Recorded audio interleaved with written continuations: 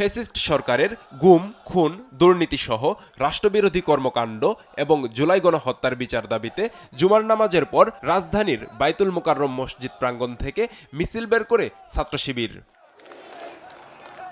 মিছিল শেষে শাহবাগে জমায়েত হয়ে বক্তব্য রাখেন শিবির নেতারা।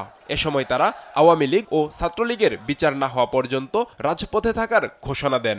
আমরা দেখছি যে খুনিরা মাত্র কয়েক মাস আগে চোখের সামনে আমাদের ভাইদেরকে হত্যা করেছে, পুরো পৃথিবী যার সাক্ষী হয়েছে, তাদেরকে এখনো গ্রেফতার করা হয় নাই।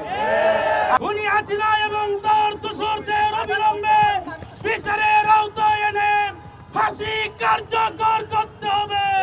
একই দাবিতে রাজশাহীতেও গণমিছিল করে সংগঠনটি। তারা আওয়ামী লীগ, ছাত্রলীগের বিচারের পাশাপাশি শিক্ষা প্রতিষ্ঠানগুলোতে দ্রুত ছাত্র সংসদ নির্বাচনেরও দাবি জানান।